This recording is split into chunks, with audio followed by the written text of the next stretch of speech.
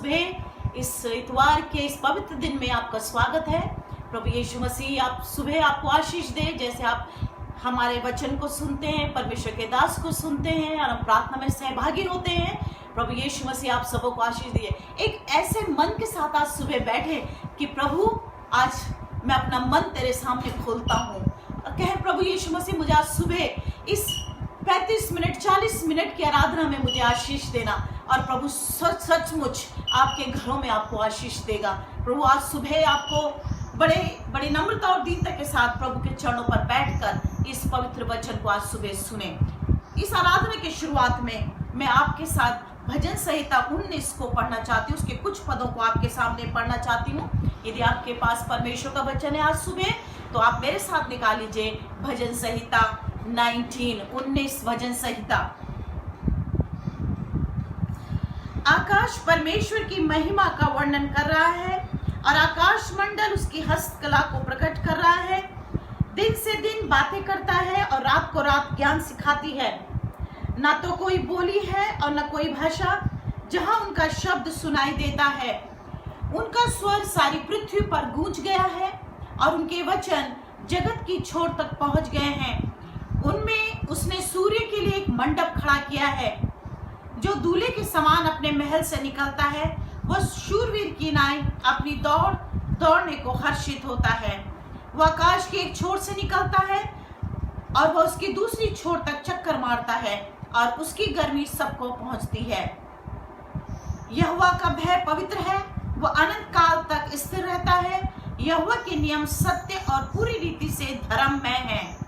वे तो सोने से और बहुत कुंदन से भी बहुत बढ़कर मनोहर हैं। वे मधु से और टपकने वाले छत्ते से भी बढ़कर मधुर हैं। मेरे मुंह के वचन और मेरे हृदय का ध्यान तेरे सम्मुख ग्रहण योग्य हो। हे यहोवा परमेश्वर, मेरी चट्टान और मेरे उद्धार करने वाले। The heavens are telling of the glory of God, and their expanses declaring the work of His hands. Day to day pours forth speech, and night to night reveals knowledge. There is no speech, nor are there words.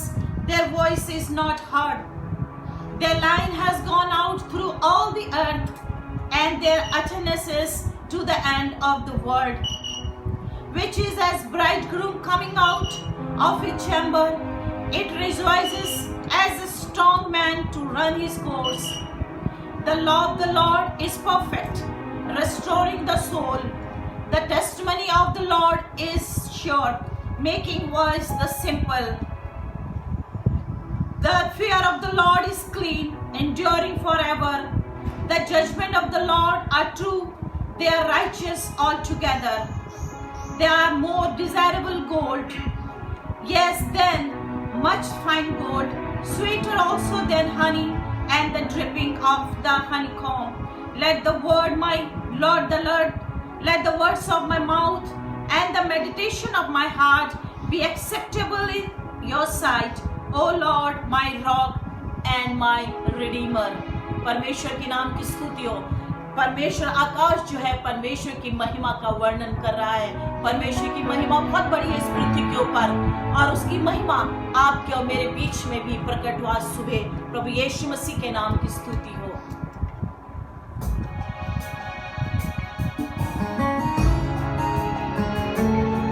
Hallelujah.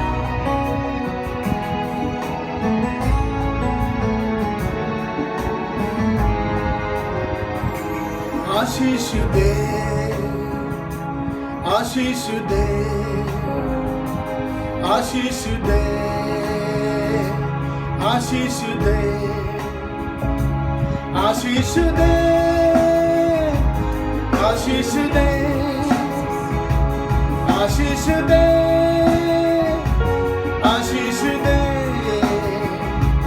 आशीष दे, आशीष दे, आशीष दे, आशीष दे।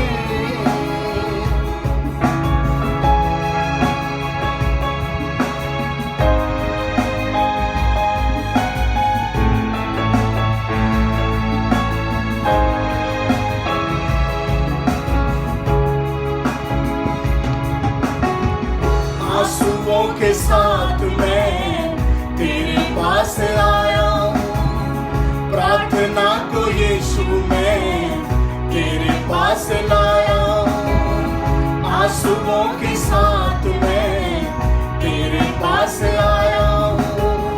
प्रार्थना को यीशु मैं तेरे पास लाया हूँ। सुन ले मेरी ये प्रार्थना, स्वीकार हो मेरी आराधना। सुन ले मेरी ये प्रार्थना, स्वीकार हो मेरी आराधना। आशीष दे, आशीष दे, आशीष दे, आशीष दे।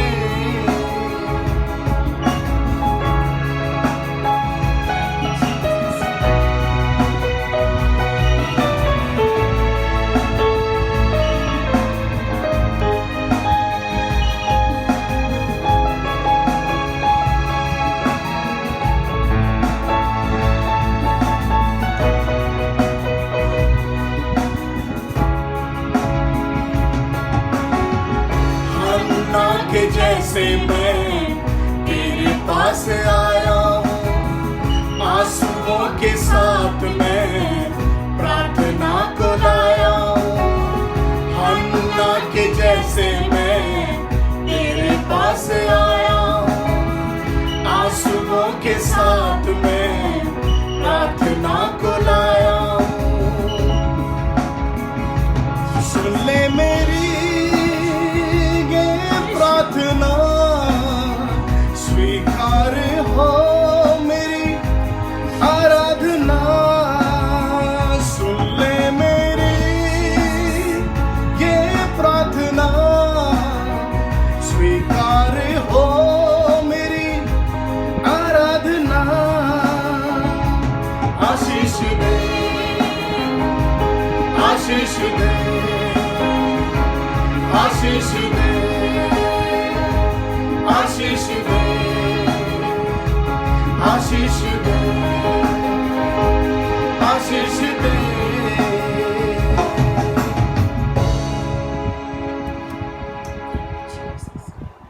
आज सुबह के लिए मैं परमेश्वर को धन्यवाद देता हूँ और हमें बड़ी प्रसन्नता है इस बात को जानते हुए कि परमेश्वर की उपस्थिति आज सुबह हमारे बीच में है। हालेलुया। यीशु मसीह ने कहा जब पृथ्वी पर दो मनुष्य एक बात हो, एक मन होकर, लिखा हुआ है वो मांगेंगे, यीशु ने कहा वो मेरे स्वर्गीय पिता की ओर से हो जाएगा। इसलिए कितना अद्भुत हम सबों के लिए है कि हम जब भी प्रभु के पास आते हैं और हम उससे मांगते हैं तो परमेश्वर हमसे दूर नहीं है। हालेलुया। शायद हमारे लोग हमसे दूर चले जाएंगे, शायद हमारे अपने रिश्तेदार हमसे दूर चले जाएंगे, शायद हमारे अपने बच्चे हमको छोड़ के चले जाएंगे, शायद हमारे माँ बाप हमको छोड़ के चले जाएंगे, लेकिन एक है जो हमको कभी छोड़ता नहीं है और उसका नाम प्रभु यीशु मसीह है। धन्यवाद हो आज सुबह के लिए कि परमेश्वर की जो भलाइयाँ हैं वह अद्भुत रीति से हमारे जीवन में कार्य करती है।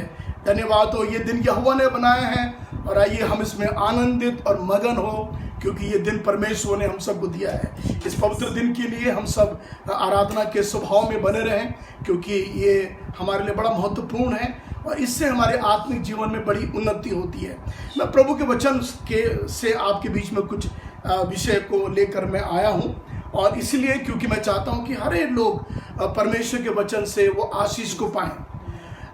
मैं एक मैकेनिकल तरीके से नहीं चाहता हूँ कि वचन सब दिया जाए और लोगों ने कहा, लोग ये कहें कि बहुत अच्छा था। इतना ही नहीं, मैं चाहता हूँ कि लोग इस भेद को समझ सकें, उन आशीषों को प्राप्त कर सकें जो परमेश्वर के वचन में भरी हुई हैं उसके लोगों के लिए। परमेश्वर के पास इतना ज़्यादा है देने के लिए, लेकिन उसको परोसने वालों की ज़रूरत है। आज परमेश्वर परोसने वालों को देख रहा है जो परमेश्वर के वचन को किसी के आगे रख सकते हैं। मैं प्रभु के पवित्र वचन में से हबक्कुक की पुस्तक में से एक दर्शन की बात आपके आगे रख रहा हूँ। मुझे बड़ा अच्छा लगता है जब मैं परमेश्वर के वचन के दर्शनों के बारे में मैं उनसे बातचीत करता हूँ। तो हबक्कुक की पुस्तक में उसके दूसरे अध्याय आप जब खोलते हैं, ये पुराने नियम में जो छोटे नबी की पुस्तक है उसमें से मैं आज प्रचार कर रहा हूँ, जो मीका नबी के बाद में नहूम की पुस्तक है, नहूम के बाद में हबक्कुक की पुस्तक है।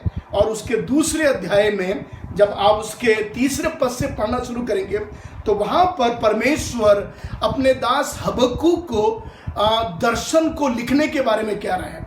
वो ये कह रहा है कि हे हबक्कुक, तो इन दर्शन की बात को लिख डाल।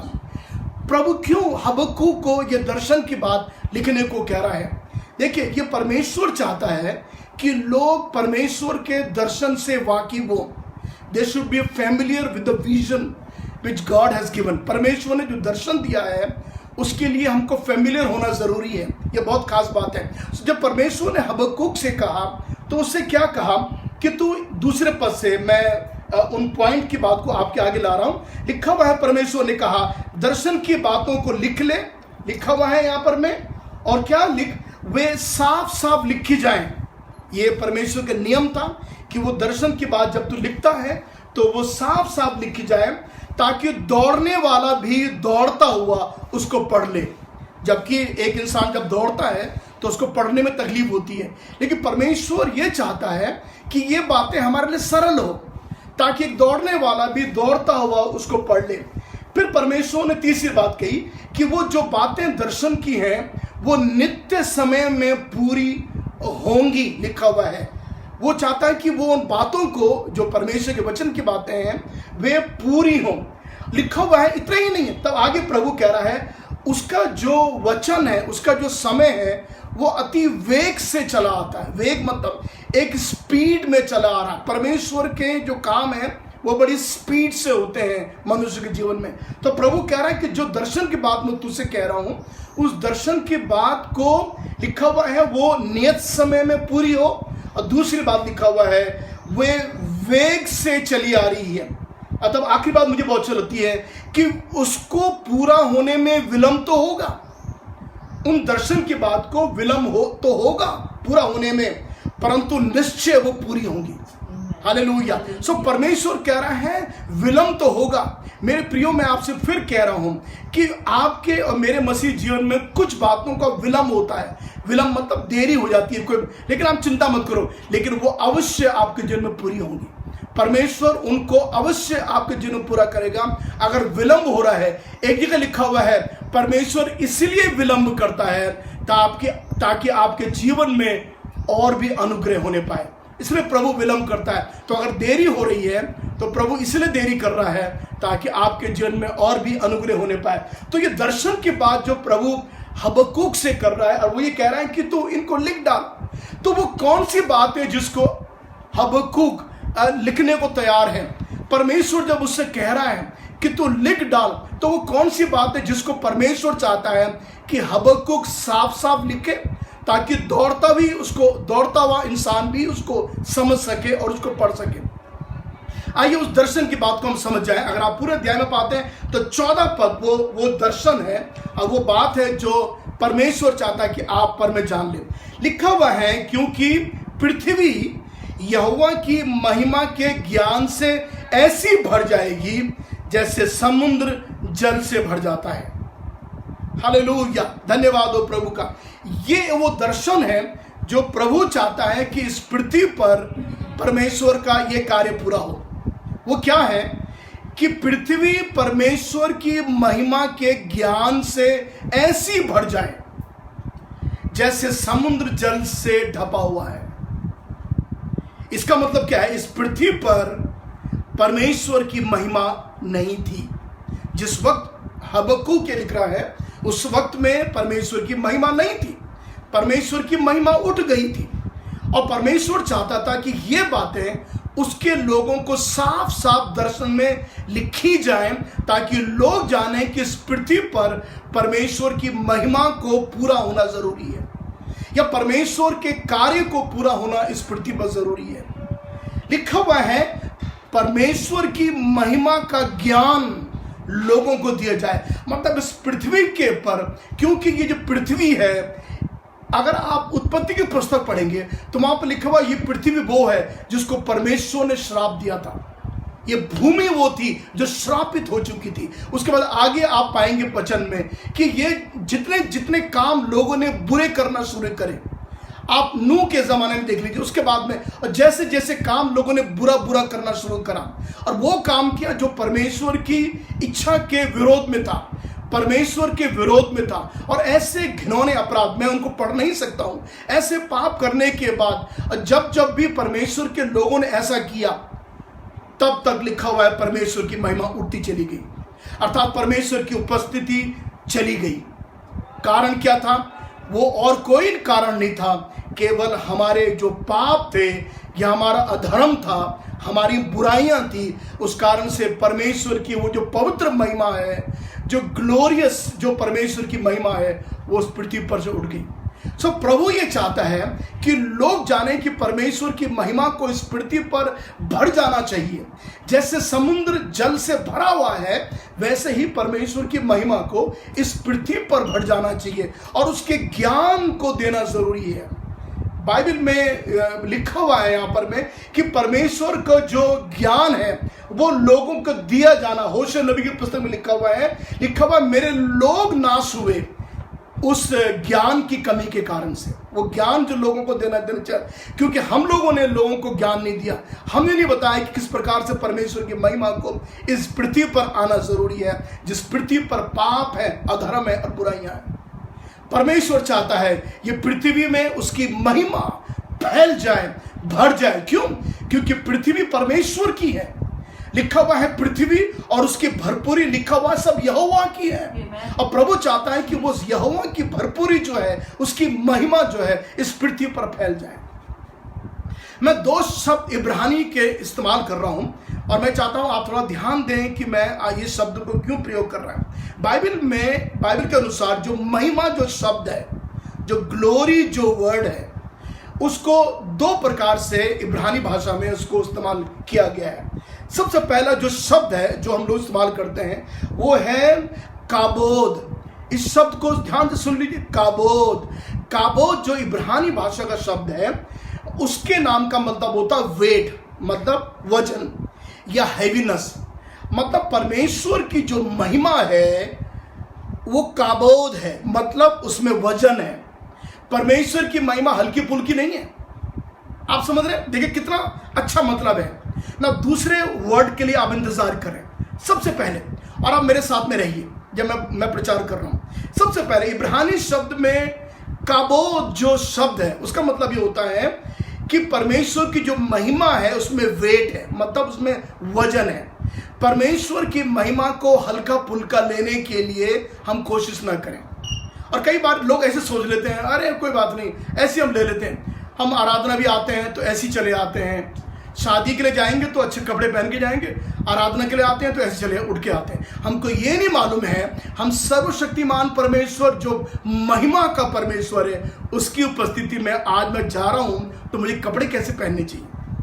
मैं आपसे ये बात कहना चाहता हूं, तो वो ऐसी महिमा है जो एक बहुत बड़ी महिमा है जिसमें आदर और सम्मान है। याद रख लीजिए, महिमा में हमेशा आदर और सम्मान होता है और पहला स्थान होता है, फर्स्ट प्लेस महिमा के अंदर आता है। दूसरा शब्द है, पहला है देखिए काबोद, दूसरा शब्द है ईगाबोद। अब आप लगा लीजिए ईगाबोद। ईगाबोद का मतलब होता है महिमा चली गई। ये जो शब्द है ये बाइबल में हमको मिलता है। जो बाइबल पढ़ते हैं आप समझ लोगे कि मैंने क्या बोला है। जब आप पहला शमूएल की पुस्तक उसका चौथा अध्याय जब आप पढ़ते हैं तो वहां पर एक हादसा लिखा हुआ है, एक घटना वहां पर घटी थी और ये पवित्र बाइबल में लिखा हुआ है। आप जानते हैं शमूएल जो था परमेश्वर के नबी, एली के समय में, एली उस समय में शीलो में वो याजक था। क्या हुआ कि फलिश्तियों ने इजराइल के विरुद्ध युद्ध किया और लिखा हुआ है वो परमेश्वर का जो संदूक था उसको वो लूट कर ले गए, उसको अपने साथ में ले गए। तो जब ये खबर एली को पहुंची, एली जो याजक था उसको पहुंची, उसको ये बताया गया कि परमेश्वर का संदूक छीन लिया गया है। इतना ही नहीं, एली के दोनों पुत्र की भी हत्या कर दी गई, वो भी दोनों मार डाले गए। तो जब एली ने सुना कि परमेश्वर का वचन के अनुसार वो संदूक जो छीन लिया गया है, और जब एली को यह मालूम चला उसके दोनों बच्चों की हत्या कर दी गई है। तो बाइबल में लिखा हुआ है एली क्योंकि वो बुजुर्ग था, वो एक कुर्सी में बैठा था, वो पछाड़ काट के ऐसे पीछे गिरा और गर्दन की हड्डी टूटने के कारण से एली की मृत्यु हो गई। तो आप देख लीजिए परमेश्वर का संदूक लूट कर ले जाया जा चुका है। एली के दोनों बेटे वो मर चुके हैं, एली की मृत्यु हो चुकी है। और जब ये खबर एली की बहू को मालूम चली, क्योंकि वो उसका बच्चा होने वाला था, और अचानक से बाइबल में लिखा हुआ है उसको पीड़ाएं शुरू हो गई, बच्चा पैदा करने की पीड़ा उसको हो गई है। और लिखा हुआ है बाइबल में जब वो उस पीड़ा में थी तो उसने एक बेटे को पैदा किया, और तब उस बहू ने मरने से पहले, उसकी मृत्यु से पहले, उसने उस बेटे को जो नाम दिया, आप सुनकर अचंभा करेंगे, उस बेटे को जो उसने नाम दिया इब्रानी भाषा में, और वो नाम दिया ईकाबोद। ईकाबोद का नाम का मतलब होता है इज़राइल में से परमेश्वर की महिमा उठ गई है। तो लिखो काबोद। अगर आप काबोद शब्द को समझ जाएंगे, इसका मतलब परमेश्वर का जो महिमा है, जो पवित्र महिमा है, वो महिमा इतनी महान है, उसमें हम परमेश्वर को आदर और सम्मान और हम स्तुति आराधना जब करते हैं तब हम प्रभु को उससे महिमा देते हैं। लेकिन हमारे जीवन में कभी ईकाबोद ना हो, इसका मतलब ऐसा कभी ना होने पाए कि परमेश्वर की महिमा उठ गई है। ध्यान रख लीजिए, अगर इस पृथ्वी पर कोई परमेश्वर की महिमा को वापस लाया है तो आप जानते हैं वो कौन है? उसका नाम है प्रभु यीशु मसीह। प्रभु यीशु मसीह ने इस पृथ्वी पर जन्म लेने के बाद में परमेश्वर की महिमा जो इस पृथ्वी पर आनी चाहिए थी, उसको प्रभु यीशु मसीह लेके आया। और आप जानते हैं उस पद को हम पढ़ेंगे, पढ़िए मेहरबानी करके। लिखा हुआ यूहन्ना का सुसमाचार 17वां अध्याय, और जब आप यूहन्ना का 17वां अध्याय खोलते हैं तो वहां पर प्रभु की सुंदर सी प्रार्थना है। और देखिए उस प्रार्थना में जो वो अपने पिता परमेश्वर से कर रहा है, उस पर वो क्या बोल रहा है, उसके चौथे पद को हम पढ़ लेंगे, 17 अध्याय के 14 पद को। हाँ जी, मैंने तेरा वचन, 4 पद को, सॉरी 4 पद को। हाँ जी, जो काम तूने मुझे करने को दिया था, हाँ जी, उसे पूरा करके मैंने पृथ्वी पर तेरी महिमा की है। यीशु मसीह कह रहा है जिस काम को मैंने करने के लिए तूने हे पिता मुझे भेजा था, उसको पूरा मैंने इस पृथ्वी पर कर तेरी महिमा की है। सुनिए, जब आप परमेश्वर के कार्य को पूरा करते हैं, आप भी परमेश्वर की महिमा को पूरा करते हैं। हालेलुया। आप जब परमेश्वर की कार्य को आप पूरा करते हैं, मैं दोहरा रहा हूं, आप परमेश्वर को इस पृथ्वी पर परमेश्वर की महिमा को भर देते हैं जब प्रभु के कार्य को आप करते हैं। मैं 7 बातें आपके सामने रख रहा हूं, जिन 7 बात को करने से आप परमेश्वर की महिमा करते हैं। बहुत ध्यान से सुने, मैं जल्दी से उसको समाप्त कर रहा हूं। वो 7 बातें बड़ी महत्वपूर्ण है और आपको सुननी चाहिए कि जिन 7 बातों को पूरा करने से हम परमेश्वर की महिमा करते हैं। सबसे नंबर 1 बात आप नोट करें, अगर आप लिख रहे हैं तो आप लिख सकते हैं। नंबर 1 बात, धन्यवादी होने से हम परमेश्वर की महिमा करते हैं। हालेलुया। हम जब परमेश्वर को धन्यवाद देते हैं, धन्यवाद क्यों देते हैं? कि जो कार्य परमेश्वर ने आपके और मेरे जीवन में किया है, उन कामों के लिए जब हम परमेश्वर को धन्यवाद देते हैं, और प्रभु तो देखता है कि मेरा बच्चा इस बात के लिए धन्यवाद दे रहा है, इससे स्वर्गीय पिता को महिमा मिलती है। आप कितना धन्यवाद देते हैं? एक शब्द, अब मैंने देख रहा हूं आजकल लोग बहुत इसको इस्तेमाल कर रहे हैं, धन्यवाद हो परमेश्वर का, धन्यवाद हो। आप कह सही रहे हैं, लेकिन आप उसको समझकर बोल रहे हैं कि आप किन विषयों के लिए आप धन्यवाद दे रहे हैं परमेश्वर को। वो कौन सा बात जो प्रभु ने आपके जीवन में करी है जिसके आपके मन से धन्यवाद निकल रहा है। तो सबसे पहले आप धन्यवादी बने। अगर आप धन्यवादी बनेंगे, परमेश्वर आपको आशीर्वाद देगा। दूसरी बात, स्तुति गाने से और बाजा बजाने से। अब आप बोलेंगे बड़ी अजीब सी बात है, ये मैं पुराने नियम के पैटर्न से होकर बात कर रहा हूं। स्तुति जो है, आराधना जो है, और साथ में जो बाजे हैं, चाहे वो ताली है, चाहे वो यंत्र हैं, इनको बजाने से और गाने से, स्तुति करने से हम परमेश्वर की महिमा करते हैं। ये बड़ा महत्वपूर्ण बात है। जब आप आराधना करते हैं, जब आप गाते हैं, जब आप बजाते हैं, कभी भी अपने लिए क्रेडिट ना लें, क्योंकि वो आपके लिए नहीं है, वो स्वर्ग के परमेश्वर के लिए। एक शब्द है जो मैं समझता नहीं हूं, जो अक्सर लोग कहते हैं। मैंने देखा कई बार जब लोग चर्च में गाना गाते हैं तो ये कहते हैं मैं परमेश्वर की महिमा के लिए गीत गाना चाहता हूं। मैं समझता नहीं इस शब्द को। वो कौन सी महिमा है जो आप देने जा रहे हैं? तो जब आपने गाना गाया और बड़ा प्यारा गाना आपने गाया, लोगों ने आपकी तारीफ करना शुरू करा, लोगों ने आपकी प्रशंसा करना शुरू करा, तो महिमा किसको मिली? प्रभु को मिली? क्या आपको मिली? आपको मिली। परमेश्वर को कहाँ महिमा मिली? कौन सा लोगों ने आपसे आके कहा, अरे परमेश्वर आपने कितना अच्छा गाना गाया, प्रभु आपने कितना अच्छा गाना गाया, और ये गाना कितना सुंदर गाना था। लोग ऐसा बोलते हैं? लोग ऐसा नहीं बोलते। लोग कहते हैं कि आपने जो गाना गाया वो कितना सुंदर था। इसका मतलब क्या था? परमेश्वर को महिमा नहीं मिली है। आप जब भी कहते हैं तो आप ये बोलिए, मैं परमेश्वर की स्तुति करते हुए एक गीत गाना चाहता हूं।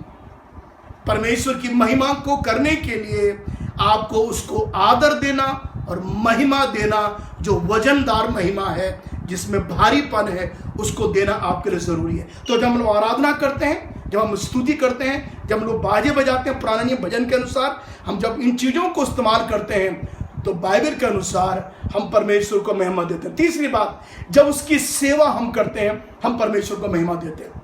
हालेलुया। चाहे वो चर्च की सेवा हो, चाहे वो सुसमाचार की सेवा हो, चाहे वो गरीबों के बीच में सेवा करना हो, लोगों को भूखों को खाना खिलाना, ये सारी सेवाएं जो आप करते हैं, इन चीजों से आप परमेश्वर को महिमा देते हैं। क्योंकि परमेश्वर गरीबों को, विधवाओं को और जो निर्धन है उन लोगों को संभालता है। परमेश्वर उनकी सुधि लेता है। और मेरे प्रिय, जब आप इन प्रकार की सेवाओं को करते हैं, परमेश्वर इन सेवाओं से प्रसन्न होता है और इससे परमेश्वर को महिमा मिलती है। सेवा करने वाले लोग जाने कि जो आप कर रहे हैं उस सेविकाई को आप प्रभु के लिए आप करना सीखें। ये बहुत महत्वपूर्ण बात है। चौथी बात जो है, जो अपने जीवन में पहला स्थान प्रभु को देते हैं, वे परमेश्वर की महिमा करते हैं। हालेलुया। जो परमेश्वर को अपने जीवन में पहला स्थान देते हैं, वो परमेश्वर की महिमा करते हैं। एक गीत हम गाते हैं, वो बढ़े और मैं घटूं। आप बताइए, वो कौन सा आखिरी दिन था जब आप घटे थे? वो कौन सा आखिरी दिन था? कब आपने इस गाने को समझा है कि वो बढ़े और मैं घटूं? अब गाना गाने से ना तो आप घटेंगे और ना परमेश्वर बढ़ेगा। ये गाने हैं जो अच्छा लगते हैं गाते हुए, लेकिन क्या हकीकत में कभी आपने प्रैक्टिकल सोचा है कि क्या मैंने अपने जीवन से प्रभु यीशु को बढ़ाया है? जरा आप सोचो, परमेश्वर की सेवा करने वाले लोग जरा सोचिए, हमने प्रभु को बढ़ाया है कि नहीं बढ़ाया है? क्या प्रभु हमारे जीवन से ग्लोरीफाई हुआ कि नहीं हुआ है? अभी आजकल तो थोड़ा सा बाइबल जान लीजिए, थोड़ी प्रार्थना करना आपको आ जाए, थोड़ा सा लोग आपको पुलपिट में प्रार्थना करवा लें, थोड़ा सा आप अच्छी बातें, रूहानी बातें करना शुरू करेंगे, लोग आपको पास्टर और रेवरेंड बोलने लगते हैं। और तब देखिए उस भाई का हाल, वो तो जमीन में उसके पैर टिकते नहीं है। फिर तो वो अपने आप को बड़ा समझने लगता है। मेरे प्रियो, हम कब अपने आप को घटाते हैं और कब हम परमेश्वर को बढ़ाते हैं? जब हम महिमा देने के बारे में बात कर रहे हैं, तो मेरे प्रिय, मैं आपसे ये कहना चाहता हूं कि हम परमेश्वर के वचन के आधार पर हम परमेश्वर को इतना ऊंचा करें अपने जीवन से, लोग हमारे जीवन को देखने पाए। मैं एक खास बात अंत में आपसे करूंगा। पहला स्थान प्रभु को दें। आपके लिए आराधना पहली है और चीजें बाद में है। आपका बिजनेस सेकेंडरी है, आपके घर के कामकाज इतवार में सेकेंडरी है, आपके हर चीज दूसरा है, लेकिन सबसे पहला काम जो आपका है इतवार में वो आराधना करने का है। अगर आप ऐसा नहीं कर रहे, आप कहां प्रभु को महिमा दे रहे हैं? बोलने से महिमा नहीं होती है, ये प्रैक्टिकल करने से महिमा होती है। तो जब आप पहला स्थान प्रभु को देते हैं, इस दृष्टि से हम प्रभु के नाम को महिमा देते हैं। हम भेंट लेने से, पांचवी बात, हम भेंट देने से हम प्रभु को महिमा देते हैं। जब आप प्रभु को अपना दान, अपनी भेंट आप देते हैं, हमारी भेंट जो है वो परमेश्वर के लिए जब दान स्वरूप दी जाती है, पुराने नियम के अनुसार वो बलिदान होता था। इसका मतलब जब नए नियम में आप भेंट देते हैं, इसका मतलब आप परमेश्वर के सामने अपना बलिदान चढ़ा रहे हैं। तो भेंट देना बड़ा अनिवार्य है। जब आपकी भेंट और आपका 10वां अंश जब प्रभु के भवन में आता है, उसको देकर आप प्रभु की महिमा करते हैं। तो गाना गाने से महिमा नहीं होता कि महिमा हो, महिमा हो। जब आप भेंट देंगे तो आप परमेश्वर की महिमा करेंगे, आप कार्य रूप में करेंगे। You are practical now. आप केवल गा नहीं रहे हैं, लेकिन आप सचमुच करके दिखा रहे हैं। और लिखा हुआ उसके बाद एक बात बड़ी महत्वपूर्ण है, 6वीं बात, परमेश्वर का निवास स्थान बनाकर। खुदा के घर को बनाकर हम प्रभु की महिमा करते हैं। And it is very important to build the house of God. परमेश्वर के भवन को बनाना, मैं आपसे कहना चाहता हूं कि हमारा सौभाग्य है। प्रभु के घर में एक पंखा दे देना, परमेश्वर को महिमा मिलती है। एक दीवार खराब हो गई है, इस दीवार को रिपेयर करवाना, परमेश्वर को महिमा मिलती है। जब आप परमेश्वर के घर को बनाते हैं, परमेश्वर की महिमा आ जाती है। हम कभी भी मूसा को और सुलेमान को कभी ना भूलें, क्योंकि वो लोग थे जिन्होंने परमेश्वर के भवन को बनाया, और जब परमेश्वर का भवन बन गया, परमेश्वर की महिमा स्वर्ग से उतर गई। आप भी परमेश्वर की महिमा को स्वर्ग से उतार सकते हैं जब आप प्रभु के घर को बनाएं। सो build the house of God, परमेश्वर के घर को बनाइए। आपका जब आप परमेश्वर के घर को बनाएंगे, परमेश्वर आपके घर को बनाएगा। आखिरी बात जो मुझे बड़ी अच्छी लगती है, जब आपकी प्रार्थना का उत्तर मिलेगा, इससे परमेश्वर को महिमा मिलती है। हालेलुया। जब जिन बातों के लिए आप गिड़गिड़ा रहे हैं, जिन बातों के लिए आप विनती कर रहे हैं, जिन बातों के लिए आप रो रहे हैं, जिन बातों के लिए आपका दिल दुखी है, जब आप प्रभु के सामने उसको कह देते हैं और जब उसका उत्तर आपको मिल जाता है, मैं आपसे ये कहना चाहता हूं, परमेश्वर को महिमा मिलती है। हालेलुया। परमेश्वर को महिमा मिलती है। और आप परमेश्वर को महिमा दे ना दें, इससे परमेश्वर को कोई फायदा, कुछ भी नुकसान नहीं होता, कुछ परमेश्वर को फायदा नहीं होता इस चीज से। कई लोग हैं जो नहीं करते, इन बातों को ध्यान नहीं देते। तो बाइबल में लिखा हुआ है, यीशु ने कहा अगर तुम चुप होंगे तो पत्थर चिल्ला उठेंगे। यीशु मसीह ने कहा कि बच्चों के मुंह से परमेश्वर ने अपनी स्तुति सिद्ध करवाई है, तो आप नहीं करेंगे तो छोटे छोटे बच्चे प्रभु की महिमा करेंगे। दूसरे लोग अपने मुंह खोल के परमेश्वर की आराधना करेंगे। मैं आपसे ये कहना चाहता हूं, अगर आप नहीं करेंगे तो यशायाह के 43वें अध्याय में लिखा हुआ है, जंगली जंतु जो हैं वे मेरी महिमा करेंगे, और उनका नाम है शुतुरमुर्ग और गीदड़। गीदड़ और शुतुरमुर्ग भी मेरी महिमा करेंगे। और ये ऐसे पक्षी हैं जिन्हें कोई पूछता नहीं है, जो इग्नोर किए हुए होते हैं। अक्सर जंगल में हम शेर को बहुत तारीफ करते हैं, हम भालू की तारीफ करते हैं, हम हाथी की तारीफ करते हैं, और ये सब जाने और पहचाने जो वाले जानवर हैं। लोग इनकी बड़ी प्रशंसा करते हैं, ओ शेर कैसा होता है, ओ इन शुतुरमुर्ग और गीदड़ को पूछता ही नहीं है, इग्नोर किए हुए एनिमल्स हैं। लेकिन परमेश्वर कह रहा है, जो इग्नोर किए हुए लोग हैं, जो कुछ भी नहीं है, वे लोग मेरी महिमा करेंगे। तो अगर आप नहीं करें कोई बात नहीं, परमेश्वर इन लोगों से अपनी स्तुति सिद्ध करवाएगा, इन लोगों से अपनी महिमा को लेगा। और जब ये लोग परमेश्वर की महिमा करेंगे, इससे परमेश्वर को आदर और सम्मान मिलेगा। तो सबसे पहले आपको और मुझको परमेश्वर की महिमा करना है।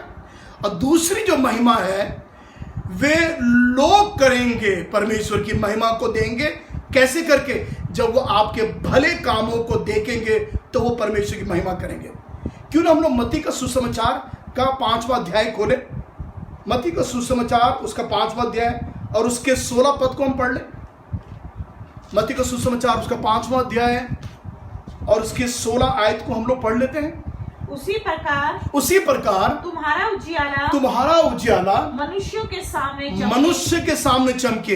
हाँ जी, कि वे तुम्हारे भले कामों को देखकर, कृपया ध्यान दीजिए, वे तुम्हारे भले कामों को देखकर तुम्हारे पिता की जो स्वर्ग में है बड़ाई हो। अंग्रेजी में लिखा हुआ है वो महिमा हो, उसकी वो ग्लोरीफाई हो। लिखा हुआ है तुम्हारे भले काम को देखकर लोग परमेश्वर जो स्वर्ग में है उसकी महिमा हो। हालेलुया। तो सबसे पहले एक महिमा तो आप देते हैं परमेश्वर को, और दूसरी महिमा लोग परमेश्वर को देंगे जब वो आपके भले कामों को देखेंगे। इसका मतलब परमेश्वर की महिमा आपके भले कामों पर निर्भर है। कभी आपने सोचा इस बात को? और उसी 5 अध्याय के उसके पिछले पदों में 15 पद में और 14 पद में आप पढ़ेंगे, यीशु मसीह कह रहा है तुम जगत की ज्योति हो, तुम जगत की ज्योति हो। मेरी बहनों, आप यीशु मसीह की ज्योति हैं। भाइयों, आप प्रभु यीशु की ज्योति हैं। जितने मेरी सुन रहे हैं, आप प्रभु यीशु की ज्योति हैं। और यीशु मसीह कह रहा है जब तुम जगत की ज्योति हो, जरा आप सोचें, तो प्रभु कह रहा तुम्हारा जो उजाला है वो सब मनुष्य पर चमके, ताकि लोग तुम्हारे भले कामों को देखकर स्वर्गीय पिता की महिमा करें। कैसे करके? आपके भले कामों को देखकर। जब लोग आपके भले कामों को देखेंगे तो वो परमेश्वर की महिमा करेंगे। हालेलुया। इसका मतलब परमेश्वर की महिमा इस पृथ्वी पर भरने के लिए बड़ी जरूरत है, लेकिन कौन करेंगे? जब आपके मेरे भले काम, आपके मेरा मसीह जीवन, आपकी मेरी पवित्रता, आपका मेरा समर्पण, आपका मेरी जो धार्मिकता है, जब वो जब लोगों के सामने रखी जाएगी, जब लोग आपके मेरे जीवन को जांचेंगे, जब लोग आपकी मेरी गवाही को देखेंगे, तब वो आपके मेरे भले कामों को देखकर परमेश्वर पिता जो स्वर्ग में है उसकी महिमा करेंगे। इसका उल्टा अगर आप करें, अगर हमारे भले काम नहीं है, अगर हमारे ईश्वरीय काम नहीं है, अगर हमारी धार्मिकता के काम नहीं है, तो इससे परमेश्वर की महिमा नहीं होगी, इससे परमेश्वर की बदनामी होगी। आप और मैं परमेश्वर के स्वरूप में बनाए गए हैं। मैं एक जगह पढ़ रहा था, we are the image of God, therefore we are image bearer. हम परमेश्वर के स्वरूप में बनाए गए हैं, इस कारण से हम इमेज को लेकर चलने वाले लोग हैं। ये कौन सी इमेज है? ये कौन सा स्वरूप है? जो परमेश्वर ने हमको जिस स्वरूप में ढाला है, उस स्वरूप में हम लेके चलते हैं दुनिया में, और लोगों को हम दिखा लेते हैं, देखो हम कौन हैं। हम ऑर्डिनरी लोग नहीं हैं, हम परमेश्वर के लोग हैं। अगर कई बार विश्वासियों को देखना है तो उनको शादियों में देखो आप, वो कैसे दिखाई देते हैं, लेकिन चर्च में हम कैसे दिखाई देते हैं। सुनिए, ये दो डिफरेंट जगह हैं। दुनिया में हम कैसे दिखाई दे रहे हैं, चर्च में हम कैसे दिखाई दे रहे हैं। हमारी जो ग्लोरिफिकेशन है, जो हमारी महिमा है, क्या वो सचमुच में ऐसी प्रकट हो रही है जिससे पृथ्वी परमेश्वर की महिमा के ज्ञान से भर रही है?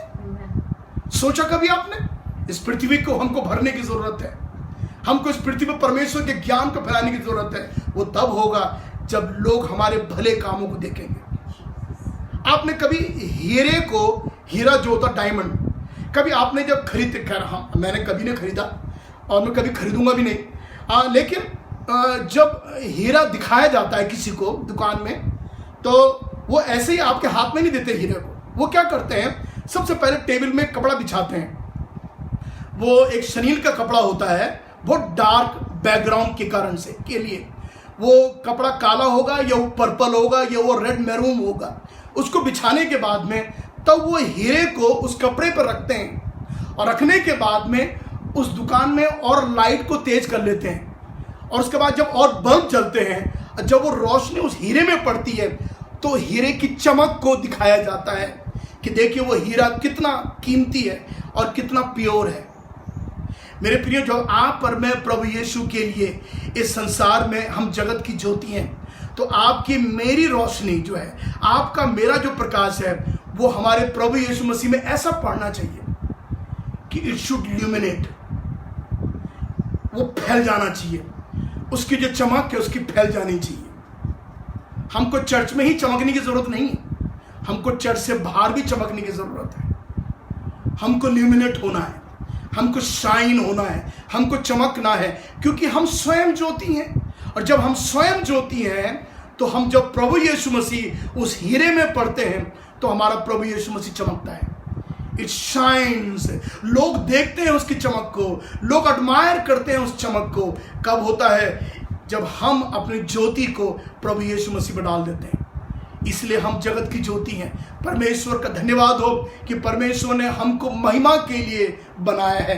परमेश्वर ने अपनी महिमा के लिए हमको सृजा है, ताकि इस जगत में रहते रहते हम परमेश्वर के ज्ञान से लोगों को भर दें, लोगों के दिमाग में दिखाएं कि परमेश्वर कितना महान परमेश्वर है, वो कितने बड़े बड़े काम करने वाला परमेश्वर है। परमेश्वर की महिमा हल्की फुल्की नहीं है जैसे कितने लोग समझते हैं, परंतु परमेश्वर जो है वो महामहिमन महान परमेश्वर है, जिसके बारे में हम कभी सोच नहीं सकते, जिसके बारे में हम कल्पना नहीं कर सकते हैं। और लिखा हुआ है, जब यशायाह ने, यशायाह के 6वें अध्याय में, जब उसने परमेश्वर राजाधिराज का दर्शन देखा, उसने परमेश्वर को ग्लोरियस परमेश्वर देखा, उसको महिमा से भरा हुआ देखा, तब वो तुरंत से कहने लगा, मैं तो अशुद्ध होंठ वाला मनुष्य हूं। जब मेरे प्रिय, जब आप परमेश्वर की रियल ग्लोरी को देखेंगे तो आप भी यही कहेंगे, और आप नहीं, दुनिया में, इस पृथ्वी पर लोग कहने पाए, सचमुच में हमको परमेश्वर के दर्शन हो चुके हैं। जब लोग आपके जीवन को देखेंगे, यीशु ने कहा तुम्हारे भले कामों के कारण से लोग परमेश्वर पिता की महिमा करेंगे। क्या आप चाहते हैं ये पृथ्वी परमेश्वर की महिमा के ज्ञान से ऐसी भर जाए जैसे समुद्र जल से भरा हुआ है? अंग्रेजी में लिखा हुआ है, The earth shall be filled with the knowledge of the glory of the Lord as water covered the sea। जैसे समुद्र जल से भरा हुआ है, ये परमेश्वर का दर्शन है। इस पृथ्वी को प्रभु अपने ज्ञान से, अपनी महिमा से भर देना चाहता है। कैसे होगा? ये बड़ा मुश्किल है जब तक आप और मैं इन्वॉल्व नहीं होंगे, जब तक आप और मैं अपने जीवन से, अपने धार्मिकता से, अपने मसीह जीवन से हम इस जगत को प्रकाशमय नहीं करेंगे। प्रभु हमारी सहायता करें ताकि हम प्रभु के लिए एक ऐसा जीवन व्यतीत करें। मेरे प्रियो, ऑर्डिनरी मसीह जीवन नहीं, साधारण सा मसीह जीवन नहीं है। हमको साधारण सा और हल्का फुल्का मसीह जीवन बिताने की हमको जरूरत नहीं है। प्रभु ऐसे जीवन की प्रभु को कदर नहीं है, लेकिन प्रभु आज ऐसे लोगों को देख रहा है जो चमकदार जिंदगी बिता रहे हैं। हालेलुया, ताकि उनके चमकदार जीवन से यीशु चमक जाए। हालेलुया, धन्यवाद हो और सारी महिमा और सारा आदर और सम्मान और पहला स्थान केवल प्रभु यीशु को मिलने पाए। आइए हम लोग प्रार्थना करें, और हम जब प्रार्थना करते हैं, मेरी पत्नी प्रार्थना करेगी और हम सबों को प्रभु आज आशीष दे। सुने हुए वचन से प्रभु आपके मनों को खोले, ताकि आने वाले दिनों में आप अपने इन्वायरमेंट को, आप अपने वातावरण को, आप अपने कलीसिया को, अपने परिवार को, अपने हर एक चीज, मोहल्ले को आप यीशु के नाम से उसको महिमा से भर दें और लोग देखने पाए इस जगह में महिमा है, महिमा है, महिमा है और कुछ और नहीं है। हालेलुया, थैंक यू जीसस, धन्यवाद हो प्रभु, हालेलुया, धन्यवाद हो, blessed be the name of Jesus. पिता परमेश्वर, हम आपके पवित्र उपस्थिति में हैं पिता। धन्यवाद यीशु, आपकी उपस्थिति धन्यवाद हो यीशु, महिमा से भरी है प्रभु। धन्यवाद हो यीशु, क्योंकि आपकी महिमा साधारण नहीं है प्रभु जी। ओ प्रभु यीशु मसीह, वो आकाश में भरी हुई है खुदावंद यीशु राजा। और जब वो आपके लोगों के बीच, जब वो प्रभु आपकी महिमा करते हैं, आपकी बड़ाई करते हैं, आपके लिए कार्य करते हैं प्रभु जी, तो आपकी महिमा उनके बीच में आ जाती है प्रभु यीशु राजा। धन्यवाद देते प्रभु, हमको अनुग्रह दे प्रभु कि हम जहाँ कहीं भी जाएं, जहाँ कहीं भी हम रहें प्रभु, आपकी महिमा से हम परिपूर्ण हो पिता परमेश्वर। यीशु, आपकी दया हमारे जीवन पर होने पर हम पे अनुग्रह कर पिता परमेश्वर। हम लायक नहीं है मेरे प्रभु, कई बार हम कहते हैं प्रभु हम लायक नहीं है, लेकिन प्रभु जी हम कोशिश करें कि हम आपकी महिमा को एक जगह से दूसरी जगह, अपने परिवार में, अपने इर्द गिर्द हम लेके चलें। और जब हम आपकी महिमा को लेके चलेंगे पिता परमेश्वर, आप सचमुच हमारी अगुवाई करेंगे प्रभु यीशु। आपकी स्तुति आज सुबह आप अभिनव और आयरन के लिए भी प्रार्थना करते हैं प्रभु। हम उन दोनों को आशीष दीजिए पिता परमेश्वर, उनकी शादी सालगिरह पर प्रभु आप उन दोनों बच्चों का अनुग्रह दे खुदा, और आने वाला साल उनके लिए मुबारक हो प्रभु जी। पिछले 3 सालों में आपने संभाला प्रभु जी, एक बच्ची की आशीष दी, हम धन्यवाद देते हैं प्रभु। आने वाले समय में प्रभु यीशु मसीह तेरी महिमा के लिए, तेरे आदर और सम्मान के लिए प्रभु दोनों बच्चों को इस्तेमाल करें खुदा। धन्यवाद देते कलीसिया के लिए प्रभु, एक अच्छा एग्जाम्पल बनाए, उदाहरण बनाए पिता परमेश्वर। पूरे परिवार में आपकी आशीष हो यीशु, आपकी स्तुति करते मेरे कलीसिया के लोगों को प्रभु जी, एक एक परिवार को, मेरे मित्रों को प्रभु जो हमें इस समय देख रहे हैं प्रभु जी, हर एक परिवार जो प्रभु हमारे साथ जुड़ता है यीशु राजा, इस पूरे सप्ताह अपने अनुग्रह में रखे प्रभु जी। अनुग्रह दे पिता परमेश्वर, संभाले। और प्रभु इस समय जब हम ऐसी स्थिति में पिता परमेश्वर और ज्यादा आपकी महिमा के लिए तत्पर रहे पिता परमेश्वर। हमारे देश पे दया कर प्रभु यीशु राजा, अनुग्रह दे प्रभु, जल्दी से प्रभु ये महामारी समाप्त हो पिता परमेश्वर।